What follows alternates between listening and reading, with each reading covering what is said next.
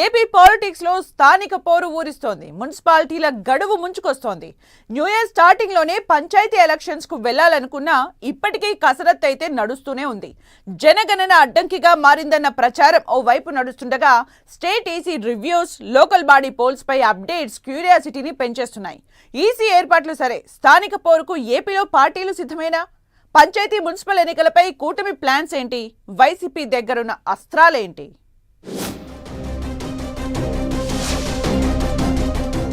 ఏపీలో స్థానిక మున్సిపల్ ఎన్నికలు ఎప్పుడు? ప్రిపరేషన్స్ లో ఈసీ దూకుడు మీద కూటమి. లోకల్ ఫైట్ పురపోరుకు కూటమి సిద్ధం, సంసిద్ధం. స్థానిక ఎన్నికల యుద్ధానికి వైసీపీ దగ్గరున్న అస్త్రాలేంటి? స్థానిక పోరు, మున్సిపల్ ఎన్నికలపై ఏపీలో ఇప్పట్నుంచే రాజకీయ వేడి రాజుకుంటోంది. లోకల్ బాడీస్, మున్సిపాలిటీల గడువు దగ్గర పడుతోంది.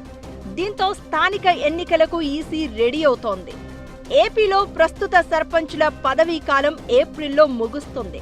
మార్చిలో కార్పొరేషన్లు, మున్సిపాలిటీలు, నగర పంచాయతీల్లో కార్పొరేటర్లు, కౌన్సిలర్ల పదవీ కాలం ముగియనుంది.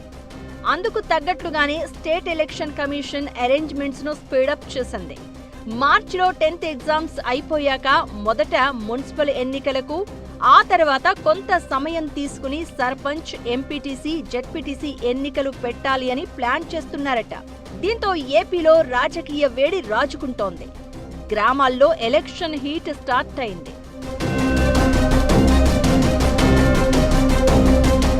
రాష్ట్ర ఎన్నికల సంఘం ఇప్పటికే స్థానిక సంస్థల ఎన్నికల కోసం కసరత్తు మొదలుపెట్టింది.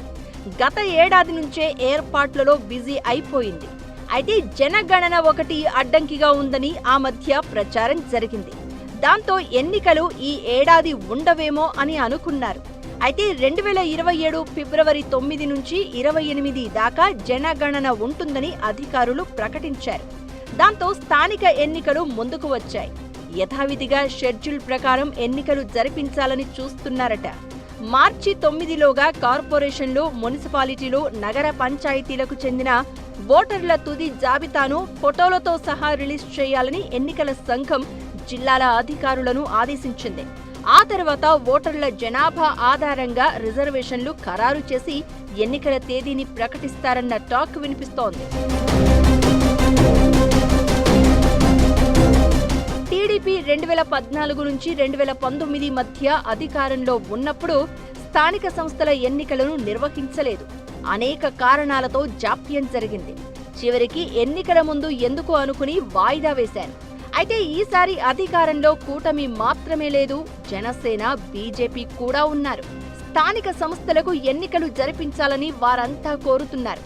ఎన్నికలు జరిగితే ద్వితీయ, తృతీయ శ్రేణి నేతలకు స్థానికంగా పదవులు దక్కుతాయని అంటున్నారు. దాంతో చాలా కాలంగా ఈ ఎన్నికల కోసం అంతా వేచి చూస్తున్నారు. ఈ క్రమంలో ఎన్నికలు పెట్టి తీరాలన్న భావన కూటమి పెద్దల్లో వ్యక్తమవుతోందట. అయితే ముందుగా కార్పొరేషన్లు, మున్సిపాలిటీల ఎన్నికలు పెట్టి ఆ తర్వాత స్థానిక ఎన్నికలకు వెళ్లే ఆలోచనలో సర్కారు ఉందంటున్నారు. ఆ నిర్ణయం వెనుక కూటమి పెద్దల వ్యూహం ఉందని కూడా చర్చ జరుగుతోంది. పట్టణాలలో మొదటి నుంచి వైసీపీకి కొంత బలం తక్కువగా ఉంటుంది. పైగా కూటమి పార్టీలకు అనుకూలంగా ఓటర్లు ఉంటారని అంటూ ఉంటారు.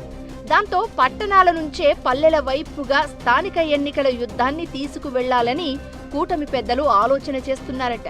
కూటమి పటిష్టంగా ఉంది. పైగా విద్యావంతులు, తటస్థులు, ఇలా విభిన్న వర్గాలు పట్టణాల్లో తమకు అనుకూలంగా ఉంటారని భావిస్తున్నారట.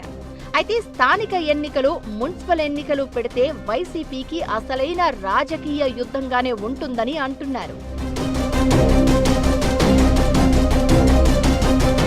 కూటమి పార్టీలు ఉమ్మడిగా వస్తే వారిని తట్టుకుని నిలవాల్సిన అవసరం వైసీపీకి ఎంతైనా ఉంది. వైసీపీ ధీటైన వ్యూహాలను రచించి బలమైన అభ్యర్థులను బరిలోకి నిలబెట్టకపోతే ఇబ్బంది తప్పదన్న చర్చ జరుగుతోందట. అయితే అధికారంలో ఏ పార్టీ ఉంటే స్థానిక ఎన్నికల్లో ఆ పార్టీకే అనుకూలంగా ఫలితాలు వస్తూ ఉంటాయి. అయినా సరే తమ ఉనికి కోసం పోరాటం చేయాల్సిన బాధ్యత విపక్షం పైన ఉంటుంది. ఎంతో కొంత తమ సత్తా చాటి తమ బలం పెంచుకోవాల్సి ఉంటుంది.